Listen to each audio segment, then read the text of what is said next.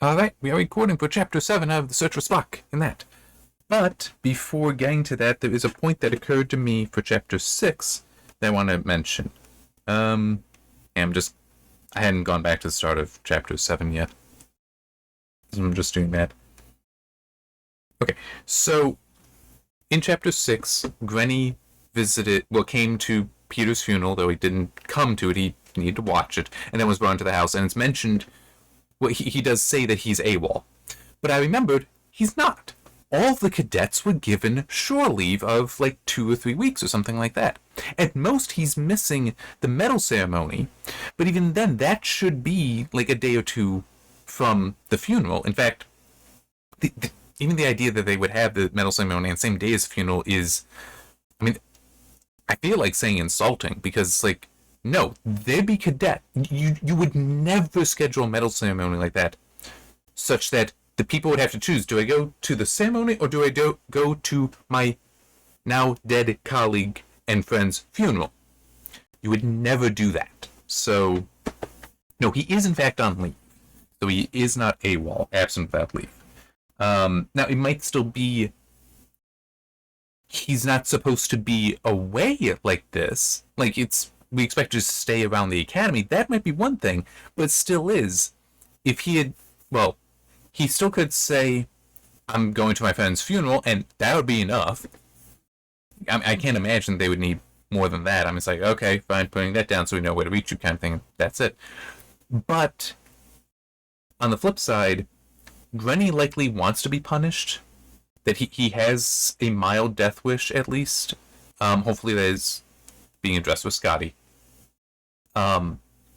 So him actually not saying, so that he is AWOL, so that then he can be punished for that.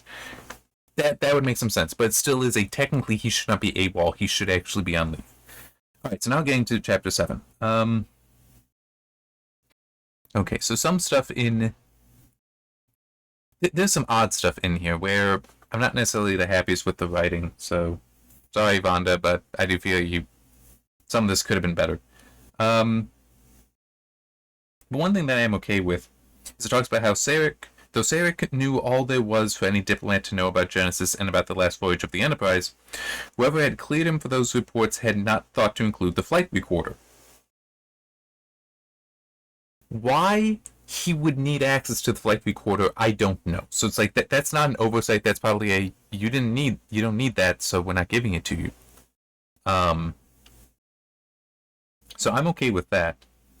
But this is part of, like, Kirk is having to go through so much paperwork, and it's like even for just him to access this, it's like, no, he should have had immediate access to his ship's data recorder. I mean, even without that element, they want to debrief him and everyone on the Enterprise.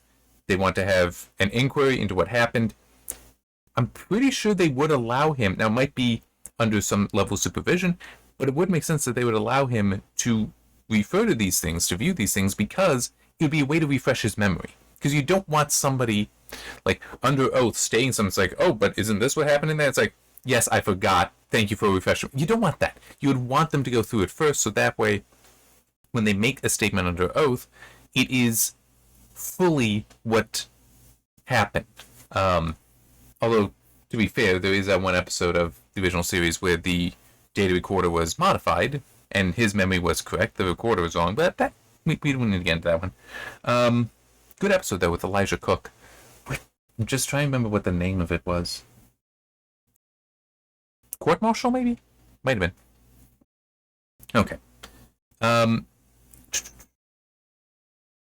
Okay, so then, a little bit later, it mentions this. Ordinarily, the recorder would lie essentially suppressed, quiescently tracking only the routine mechanical functions of the ship. An alert increased its powers of observation instead to making a permanent record of the ship's crucial areas. Okay, I will grant that this was written in the 80s. Potentially before, because I want to say that it was in the 2000s when at least from my memory, when it seemed like more effort was made to modify data recorders so that, because there were issues of things not being recorded either on the black box for the plane or the cockpit voice recorder was like the recording stopped at the wrong time, and certainly also today with body cams on police officers and such. It's like it doesn't make sense that it's an alert increased its powers of observation. It's like, well, no, you'd want everything leading up to the alert as well. Which some body cameras, I'm pretty sure all flight data recorders, they are just constantly recording everything. There's not something's happened, let's increase this. No. They're always recording. Because you might need that thing that happened a minute prior. You might need the thing that happened an hour prior. But with a body cam, I think it varies. Some of them do record just continuously. And others, they are recording continuously, but they only keep like a 15-minute or so buffer. So like when something happens that triggers it, such as police officer getting out of their car, the sound of a gunshot, things like that, then it not only starts actively recording, but it also, the past 15 or however many minutes, is also being recorded. But it is still, some are just continuously being recorded, and it's like, that is what should be happening here. It's a freaking starship. You got the space for the memory. So, but I will grant here, and also, like when I was talking about the evolution stuff, I think there was another one as well. I am doing something I should not be doing, which is, while criticizing, applying things where, well, this is how it works now, but it isn't how you would have thought of it back then. And it's like, yeah, I mean,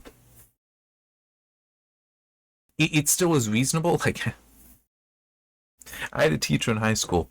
He would, I don't remember if it actually was like a skiing club or not, but he would go, he loved skiing, and he would go with students. This was in high school, remember, on ski trips. And he once shared the story, and this was many years ago, definitely before 9/11, that they're like running late to their plane, and some of the stuff really should have been checked. But it was like, nope, just they were waved through, go on ahead. Among those things was what is known as an arresting axe, which you may have seen in movies or television and such, an axe that, single-handed, has a nice long, it almost looks like a pick, right? But it's, only going to be about that long. An arresting axe is the two-handed version of that, and he even described that thing, if somebody were to choose to make that a weapon, would be able to enter your skull here, and it would poke out the base of your skull. That's how long the pick was, because the idea is, somebody slips, or whatever, it's like if you're climbing that and you need to stop, somebody would take that and just drive it in, so that you would then, because if you are all tied together, that person would stop. It would arrest the movement. Arrest the people falling. And they were like just waved on through by security onto the plane. It's like, yeah. So that is one of those things where it's like, I have to grant, yes, back when that happened, it made sense because there wasn't a reason to believe that would be used as a weapon. Plus, also contextually, it's well, they're going to go skiing. That is part of their equipment. So it's like, yeah, okay, we got that. But after 9/11, there was no way in hell they would have been allowed. Now, you can argue that some of the repercussions on airline security from that has been over the top.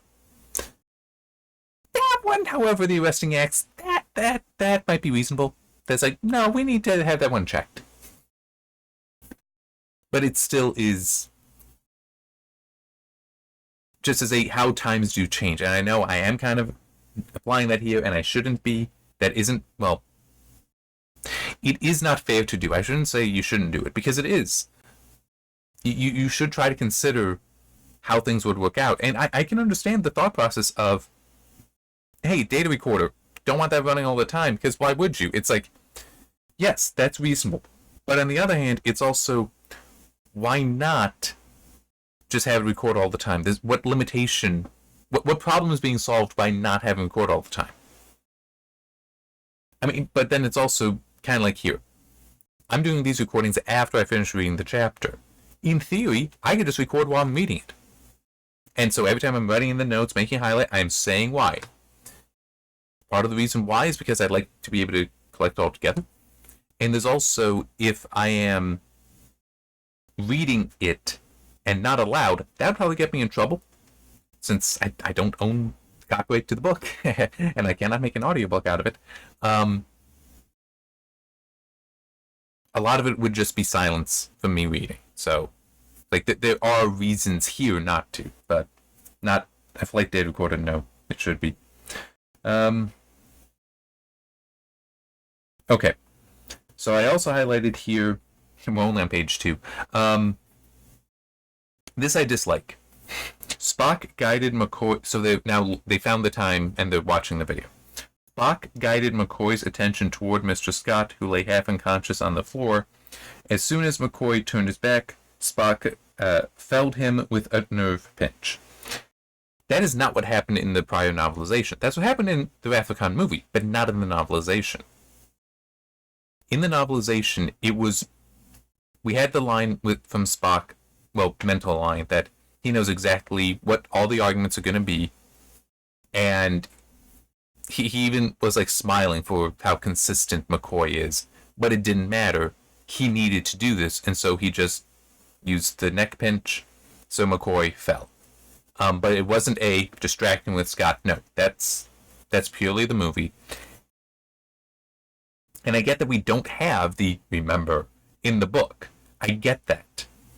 But it's still, I would argue in a situation like this, no. You be loyal to the novelization, especially since you're the one who wrote it. Be loyal to that, and just insert that he did this extra thing. I think that's less of an issue. Because in theory, you could have somebody that is just reading the novelization, is not going to watch the movie. And now it's like, why is this different?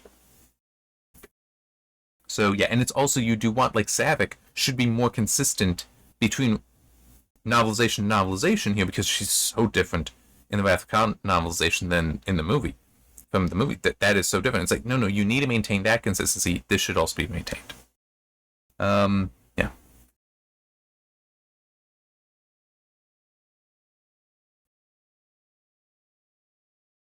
Okay. So now a little bit explanation for why is it that Spock put in his will for his body not to be returned, because he was aware of all this. And this is Sarek answering, and he's basically reading out part of the will initially. Failing a subsequent revision of this document, my remains are not to be returned to Vulcan. He paused. Spock did not believe that his unusual heritage would permit the transfer of his Katra. He did leave the possibility open. But he never made a revision. He left only the good Dr. McCoy, Sarek said. He's talking to Kirk. Who, if the process had worked properly, would have known what to do. Perhaps Spock was correct. Perhaps he was unable to transfer it. He transferred something, and it's driving McCoy insane. So I do appreciate this, that we do get that explanation for why Spock would have that in the will. And also the suggestion that it didn't quite go right. And there's actually a little analogy that I do find amusing. That, because, okay, first, it's McCoy wasn't mentally prepared. He didn't know what was coming, so that's part of the reason he's having difficulty with Spock's Katra in there. But it's also some other things. It's like, has he ever had mind meld before? Yeah, he always hated it. Was he physically ill? I don't know, but he probably wouldn't have told me anyway. He wouldn't necessarily have said so if he did. He's undergoing an allergic reaction. What? It is unusual, but not unprecedented. McCoy's mind is rejecting what Spock gave to him. Kirk fought an impulse to laugh. He lost. You find this amusing? Sarek said stiffly. No.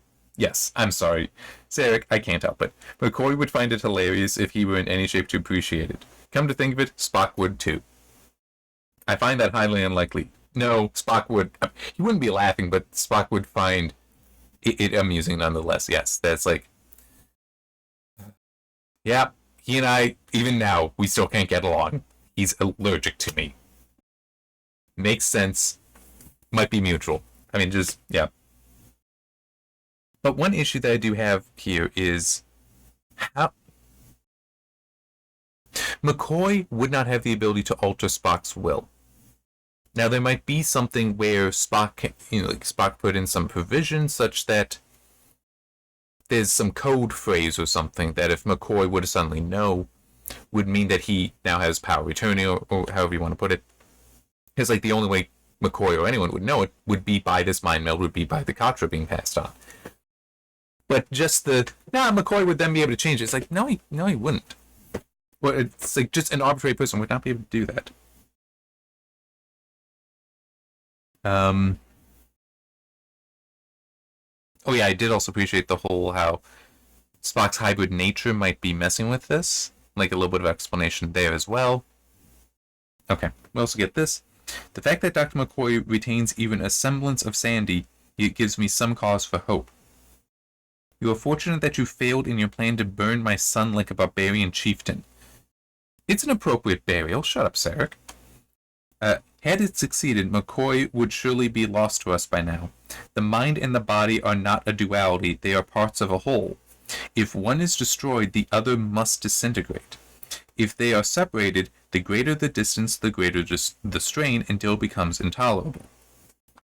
With the explanation being that's why McCoy was still bad on the Enterprise when it was just like they were in orbit of Genesis still, but it's getting worse. And it's like, okay, I kind of like this because that explains it. Why Spock's rejuvenated body on Genesis might also be in pain is because it is separated from his soul. That's in bones light years away. But then it's also how much of the instability with Genesis then is actually a result of that. That Spock's body has connected with Genesis, but Genesis therefore must also be connected to the soul that's so far away. So in theory, if McCoy had stayed, would Genesis be more stable? That doesn't seem unreasonable to me. And it does make me feel then, we've gotten so many explanations for why Genesis may fail. And we haven't yet gotten to David saying the proto-matter stuff, assuming that's even going to be in the book. But it's like, I kind of hope it ends with it being we don't know. We just got a list of things, and you know what? At the end of this, because David does die, the only person that could recreate it is going to be Carol, and she's probably not going to want to. That just becomes unimportant because it shall not be recreated. That hopefully it's, the whole top men are looking into it kind of thing where all the notes are just locked away somewhere. Or maybe it is that they will just pick whatever reasons for its failing to be something that is more objective. And that's a poor word for it. But more so intrinsic. There we go. It's like, no, Genesis was never going to succeed. Which actually does make sense because remember the Genesis cave was also developing incorrectly. But is that something that could have been corrected, or is that innate in Genesis? Don't know.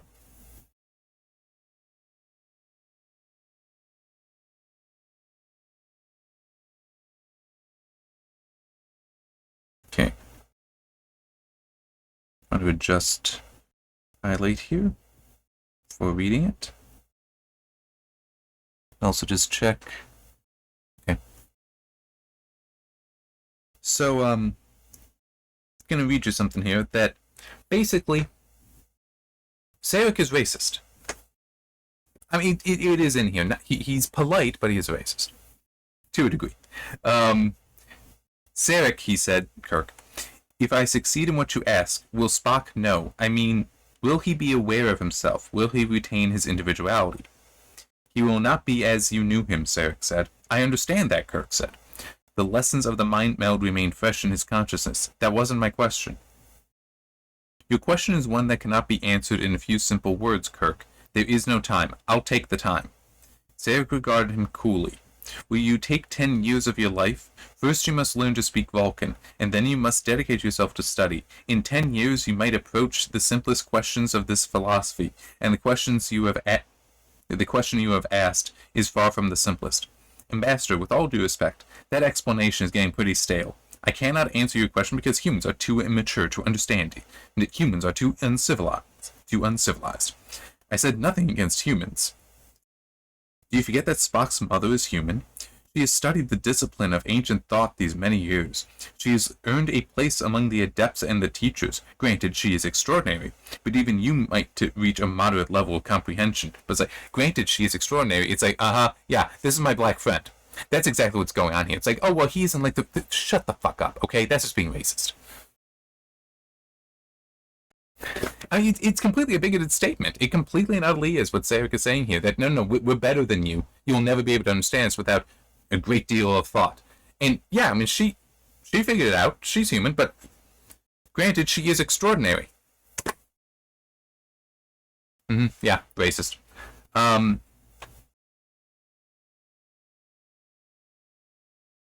Like she's the good ones. To be fair, though, I'm good with this because yes, the Vulcans are. I was like, there's a lot of things about the Vulcans for how they're presented in the original stuff, not Star Trek 2009 and not Enterprise. That they are kind of hypocritical. That they lack a certain self-awareness. That's honestly part of the reason why Spock in the movies, especially later on, I love, because he definitely in Undiscovered Country, logic is but the beginning of wisdom, not the end. It's like he has come to understand that. He's developed that wisdom to understand the logic that Vulcans are striving for, and that they are wrong in some ways.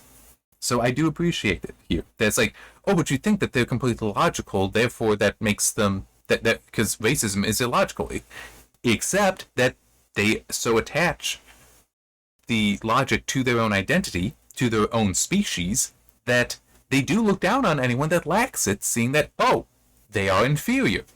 Makes them racist. And it's like, yes. But that's because they are wrong. that they're not understanding the...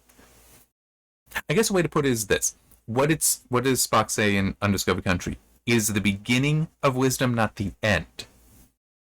Logic gave them a means by which to control their emotions, which they needed to do. It achieved that end.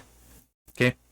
But it does seem, like with what Sarek is talking about here, or rather I'm inferring out of it, that they are treating logic as something else as well. That it is this thing that does set them apart. It's like, no. It's solving a problem for you. It's become the basis for your religion.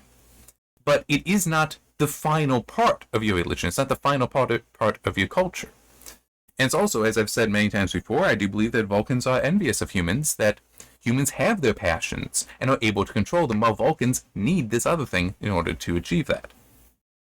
So, to all Vulcans, except for Spock. Spock's cool. I'm just thinking, can I say that about Tuvok?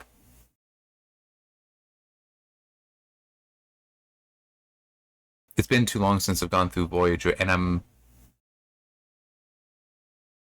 I don't remember really getting much into Vulcan philosophy with him in Voyager. I mean, a little bit with him teaching Harry Kim, some of it, but that was to help him focus through some of the emotional stuff, which maybe if that actor were like so many years younger would have...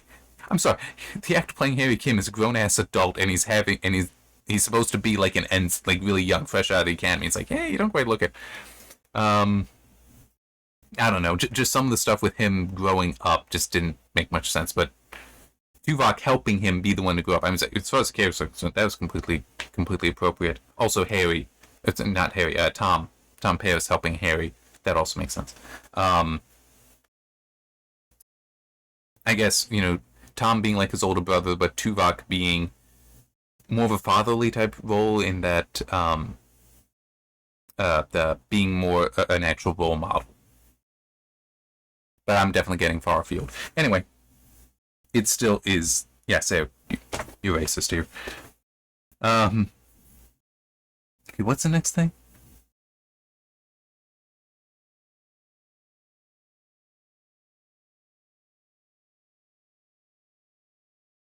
Okay. So yeah, now we get to Sulu, and this is definitely a thing with Vonda. I don't think it should have been it this way. Alright. Especially because I don't recall in Wrath of Khan it being mentioned at all that he was a captain now, or at least was to get his command after this. After the training mission. The ship was finally ready and was going to be in command. Which actually, even that doesn't make sense. I mean, true, with only in comparison to motion picture, which I'm okay with ignoring that novelization. But, because in that, Decker was on the Enterprise for the 2.5, 3 years that it was being refitted, and he was captain of the Enterprise during that. But he was present through it all. Sulu should have been captain of the Excelsior and actually positioned on it, because yes, it's still being built, but so is the Enterprise going through its refit. So it doesn't make sense. Like, he should be Captain Sulu of the Excelsior.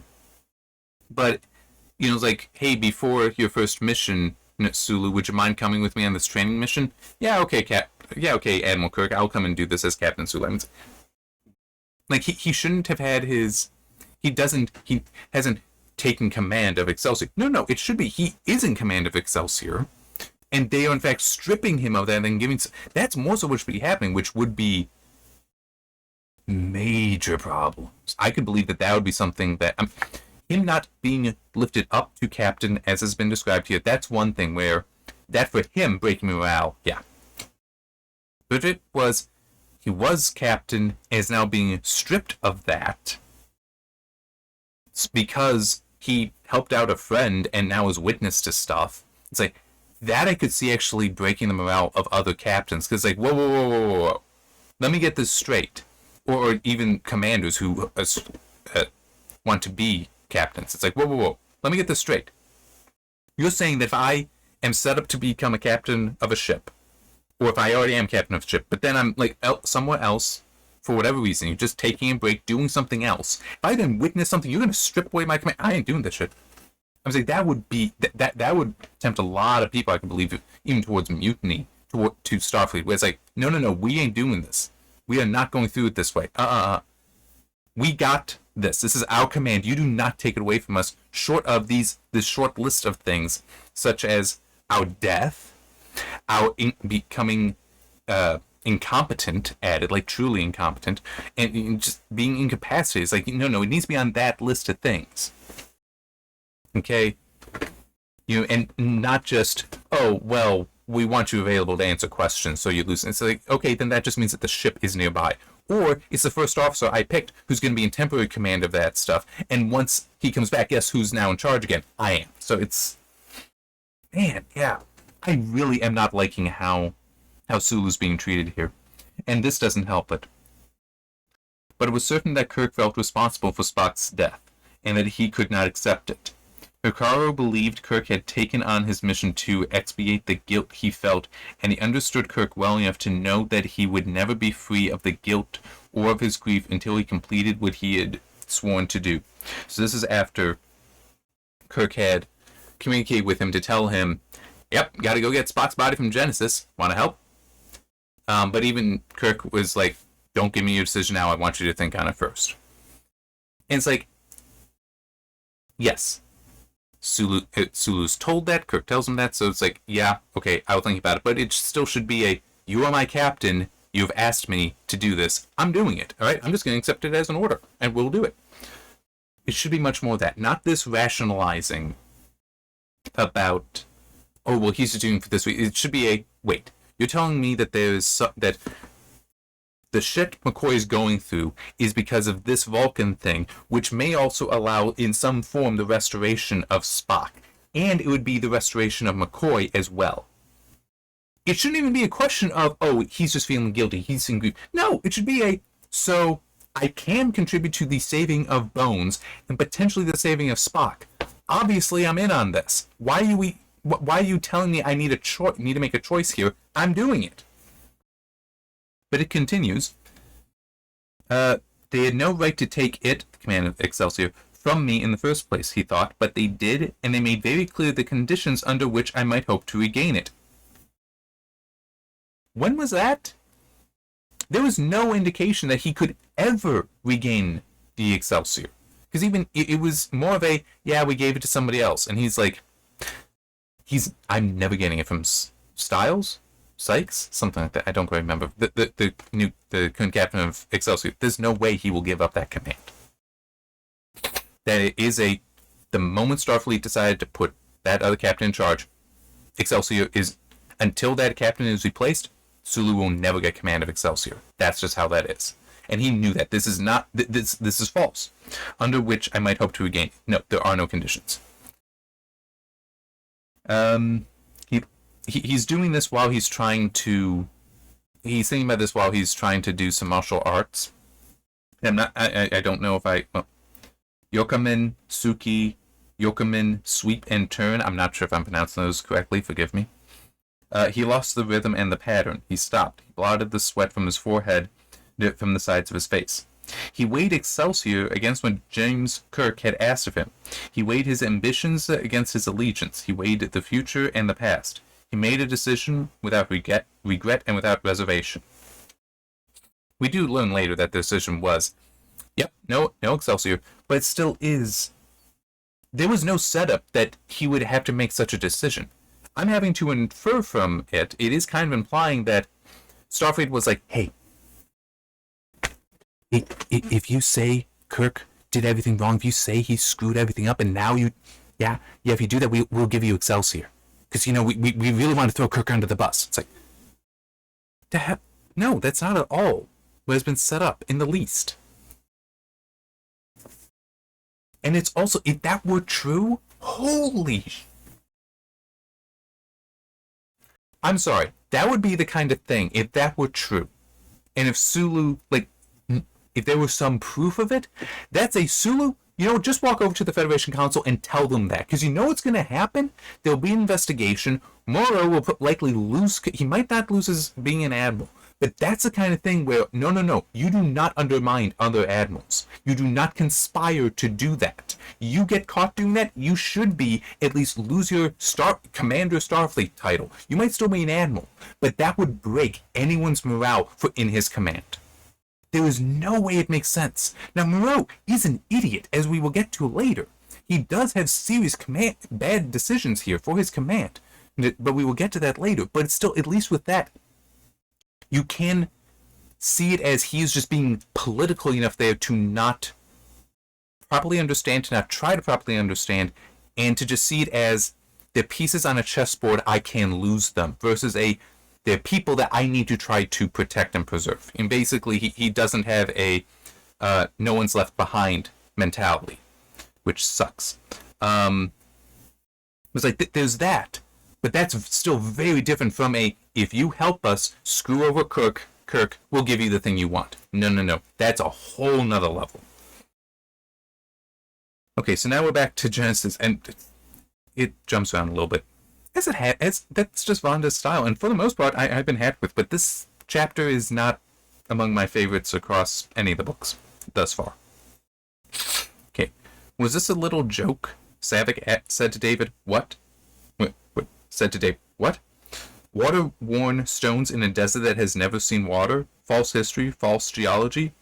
"We wanted to make it seem real," David said, "layered, not as if everything were brand new." Because as they're going to find the yells, which also don't make sense, I'll get to that in a moment, they are entering a desert, and it's like, why are there water-worn stones here? And it's this false history, which I might get why you'd want to do that. It's still kind of stupid.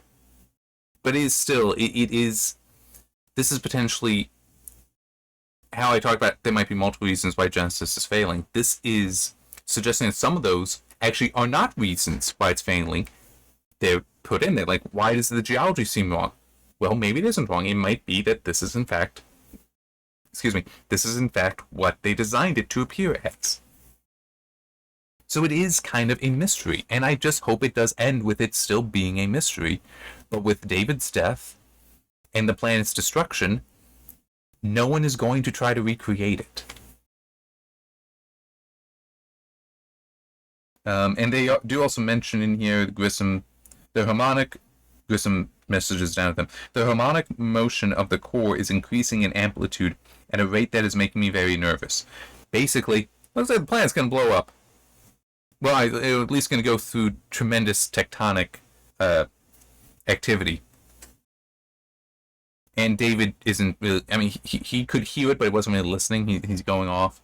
And so Saavik is just like, your message acknowledged, we'll advise Saavik out. But also one thing that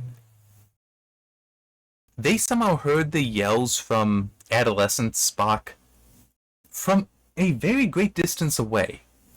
which doesn't make sense, especially when, so after the desert, they get to an area where it's snowing, but it's also very heavy wind. It's like, wind makes it hard to hear things. And they didn't hear the wind before getting there, but they're able to hear a yell that passed through the wind? Yeah, it doesn't make sense unless we are also to go with the idea that adolescent Spock, or technically younger than adolescent, I'm not sure yet, is walking, is going away from them. Why would that be what the body is doing? And it's supposed to initially be from a child and growing up rapidly, but growing up. They're both adults that are actively searching for them and for the child, and they have a tricorder, so they know the direction. And they're not walking slowly. David, at least, is described as running at times. So it doesn't make sense that he's getting like 50, hundreds of meters away from them. It does not make sense. And it's also, if you're like, well, he got out of the torpedo before they even beamed down. It's like, yeah, but at that point he would have been like, not, you know, like maybe reaching their knee for height, like, you know, would still have been learning to walk kind of thing. It doesn't make sense that he would be that far away. But anyhow, they do find footprints in the snow. They are disappearing, but still, Savick makes a joke here. These are not, I think, the tracks of Sauroform Madisani. She said that neither, though, were they the tracks that she had hoped to find. Which, that might just be, she was hoping, is it Spock's body somehow revitalized? We know that's the case, but she would not be expecting it to be a young Spock. She'd be expecting adult Spock. So the feet being smaller would be the problem. But the Sauroform Madisani,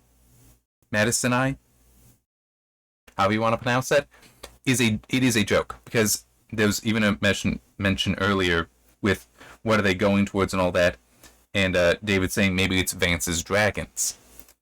Sauroform Madisani, Vance's last name was Madison, so she's given the Latin name. I can't remember what the actual term is in biology, the specific species name thing. She's actually given the dragon's head, and it's like, I appreciate that humor. And yes, it is humor. Alright, okay, so now we get to where, and hang on, I actually do want to... Okay. There was like a thing or two where I made a note that, didn't go with a highlight. I don't think I've skipped over any, though. Okay. So Kirk is talking with Moreau, Admiral Moreau, Starfleet commander, who I've already talked about is not really that trustworthy. Well, no. Sulu, what is described with Sulu makes him sound untrustworthy. He's an idiot. I do think he's an idiot, and not who I would ever want in command of Starfleet, but he is not untrustworthy. I want to set that aside and just be like, yeah, the Sulu stuff, that's being very poorly written. I'd rather just take that, balled up, and set it aside and not worry about it. So, but still, Kirk is trying to convince him, and he's like, nope, not going to happen. And some of this is what is in the movie, some of it is expanded on. No, Jim, the Enterprise would never stand the pounding about why he won't be allowed to take the Enterprise there. And I don't understand this, because, like, what pounding? It's literally just, we needed to go, you know, take warp speed there and back. That's it. There's no expectation of a fight, nothing like that. It's just, whoop, whoop, that's it. And it was literally just there as well. He had left from there and came to Earth. We just wanted to do the trip back. Anyway, Kirk realized that Moreau had not understood a word he had said all evening. Harry did not believe him and did not trust him. Worse, he would not permit him to draw on 30 years' friendship to help him complete a task that bounded him as strongly as any Starfleet mission he had ever undertaken. And there's also the mention here about, well, Jim, I'm not completely unsympathetic to your request. Believe me, I'll contact Esteban If anything comes of what Grissom found on Genesis, I will force order them to bring it back. How long? At least 6 weeks. Impossible. No, impossible, Harry. Wait, sorry. No. Impossible. Harry, Leonard McCoy is being driven mad. When I'm holding it back here, because I don't want to hold it up here, it's comma versus period. A little hard to see. And also, I'm just trying to read through it and not, like, audiobook it. So, anyway. It's being driven mad. He wasn't properly prepared for what happened to him. He wasn't trained. In 6 weeks, the damage could be fatal. And this is where I again have a significant issue with Moreau here, because even if he doesn't believe in the Vulcan mysticism, as has been mentioned, as is mentioned in here, we do get line in here, as we do in the movie. Fine.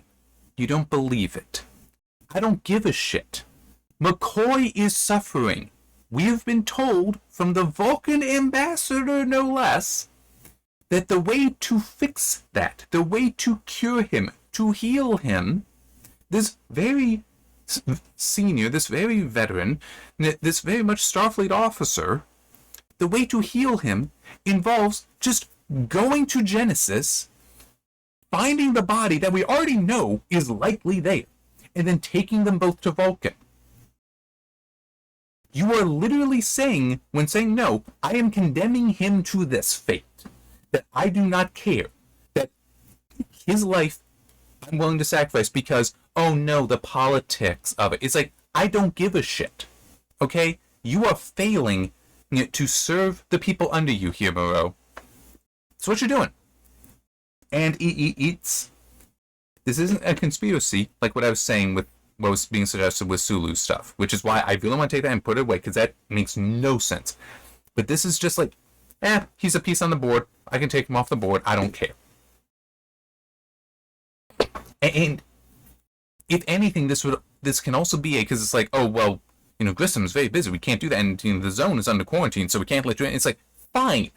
The Enterprise will come up to the edge of the quarantine. Grissom can pick up the body, come to the other side, and just beam it over. And you can have it. Bring Sarek with you. It makes sense to bring him with you. He's an ambassador. He is invested in it, but still, fine. Romulan ambassador, you come along. Klingon ambassador, you come along. You can watch the whole damn thing. You can see it's just the body. There is nothing else here. Okay? We don't even need the damn coffin. That can be left alone. Okay? Just the body. You can do just that, and then you head to Vulcan, and it's like, okay, now we're talking about something that this is actually going to be a private ritual for the species. So Romulan ambassador, Klingon ambassador, bugger off. It's like you can do that, and it's like, no, there's no transfer of knowledge or anything like that that's going to be a political issue. You can do all that, and he's like, nope, we're just going to abandon McCoy to this fate.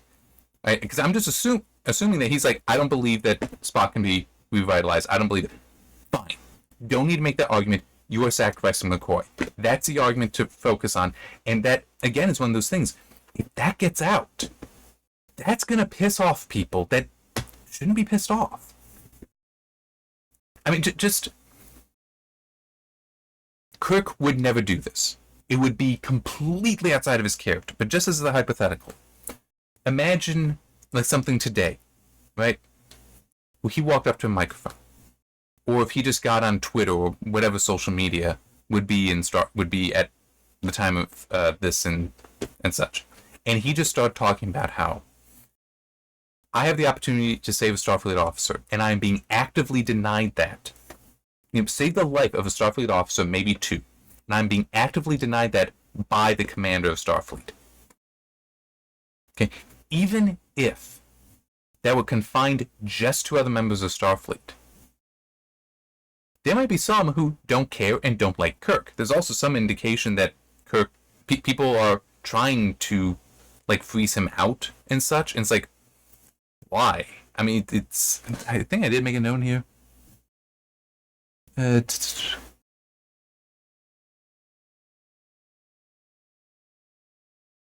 Maybe I didn't.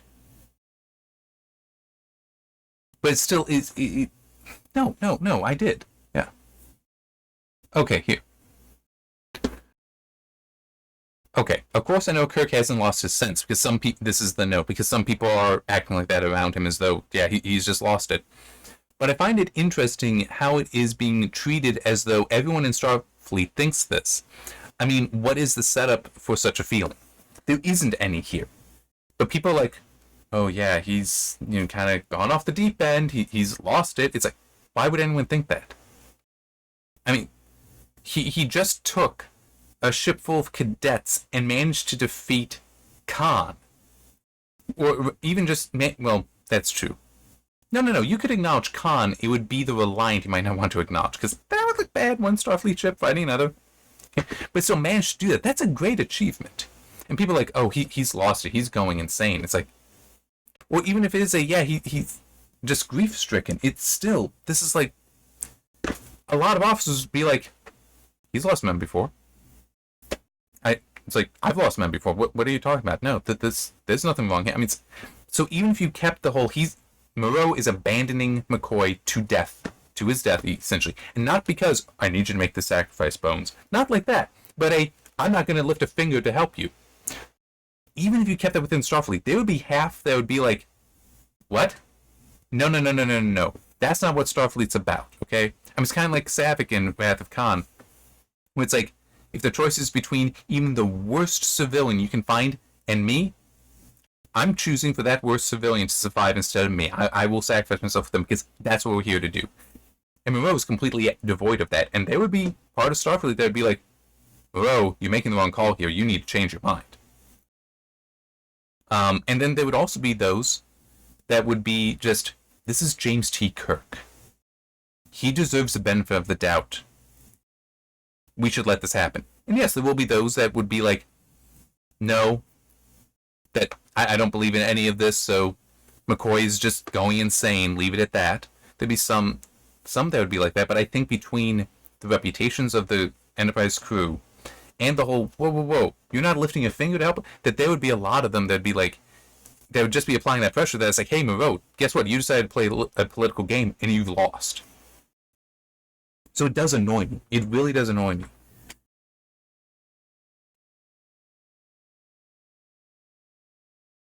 I'm just trying to think, what would be a better explanation?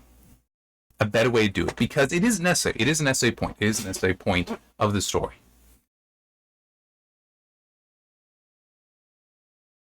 Federation Council has declared the Motara sector quarantine.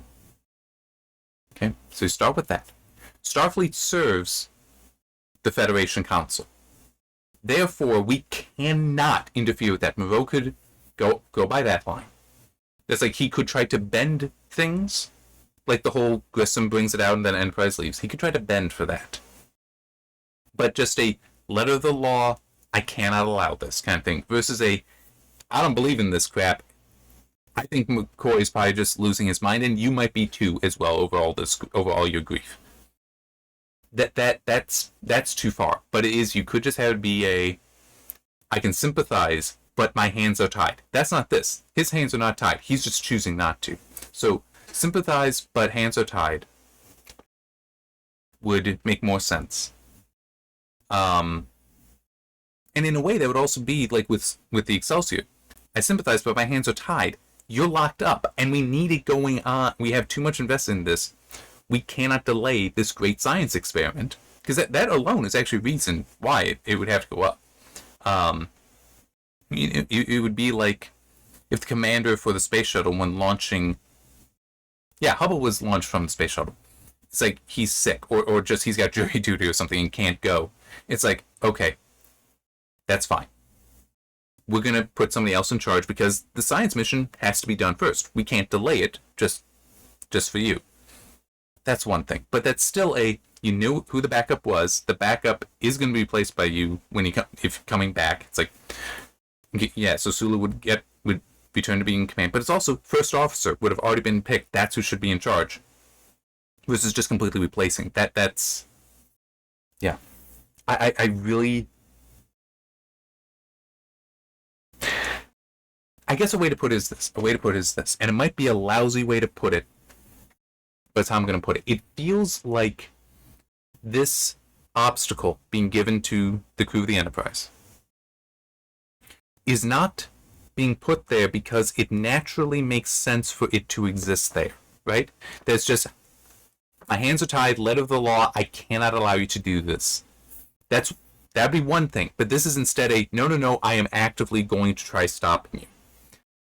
That is so different, and it's like, you don't need to go to, I'm actively trying to stop you. You can leave it at, my hands are tied, we can't help you.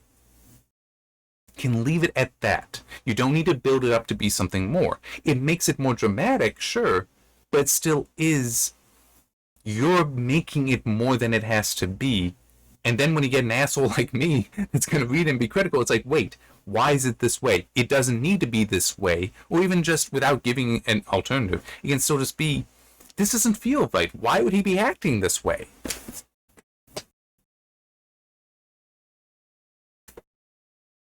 So, yeah. Yeah, here we go. As Kirk was leaving, the palpable chill as he walked by various people in the Starfleet lounge. The pressure finally got to him. Jim Kirk finally cracked. It's like, why would anyone think that? I don't... He has such a long career. And it's... Why are people willing to believe that of him? That's a problem that I have here. There's no real setup to this. And plus there's the whole... there is that aspect of... He just returned from this mission that, yes, it was classified and all that, so a lot of people don't know what actually happened there, but they're just jumping to this. It doesn't make sense. Yeah. Okay. Okay. So now there's this that, again, it's stuff with Sulu that is confusing. I'll need it, Hikaru. He had nearly slipped, nearly said, thank you, Commander, because... Sulu is going to help him. This is he goes over, finds Sulu and Chekhov. It's like, is the word given? The word is no. Therefore, I'm going anyway.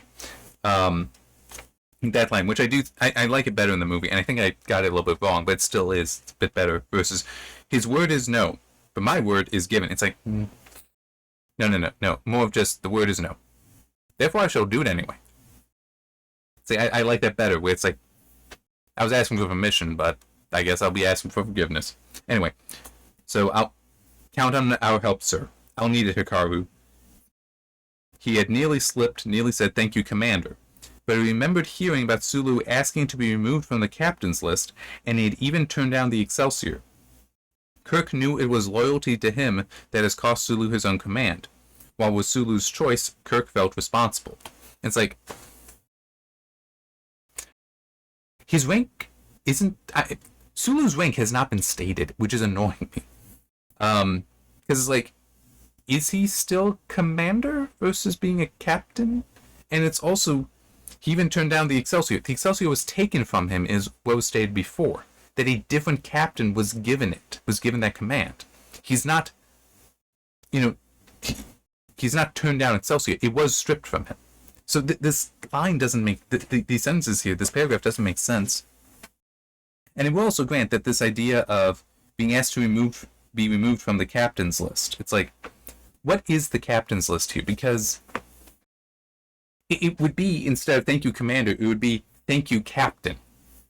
Okay, like, is that Sulu's rank? Is he ranked Captain? In which case, then thank you, Commander would just be wrong because that's not his rank. Or is it, and this would make sense to me, that his rank is still Commander. And it's not until he actually takes command of Excelsior, that he has his first command, that is when he actually achieves the rank of captain. That would make sense to me. It's just that's the procedure, that's the tradition. No, you do not achieve the rank of captain until you have a captaincy's command. That would make sense to me. But how this is written here is just odd, but it would then be removed from the captain's list, as in those who can be given a command fully under their own, versus just being a first officer on a ship where, yes, you may assume the duties of captain at some point, but you are not the captain. So it's like I don't know. A lot of stuff with Sulu, maybe it's just I don't understand certain aspects of Navy tradition. and Vonda does, and I could just be completely wrong and she's completely right. That's possible. I don't know. But it's still just...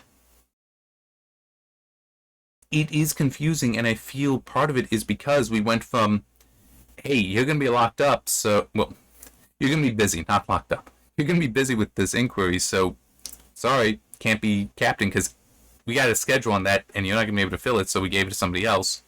It's like, that means I'm never getting it back. Thank you, goodbye. And it's like, there's that, and then it's a, oh no, it's possible that you could get Excelsior, but you'd have to, like, betray Kirk. It's like, where did this come from? I don't...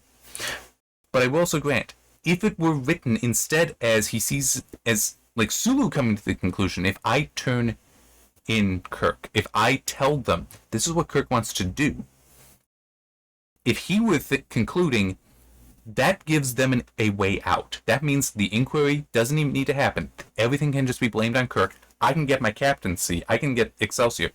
That's fine if he starts thinking that. Okay? I'm okay with that. It hurts his character, but then it's also him just considering the conspiratorial stuff. It's like, that already hurts his character. He should have been a, yes, I will do this for you. It's like, it's not about what I want. It's about what is my responsibility.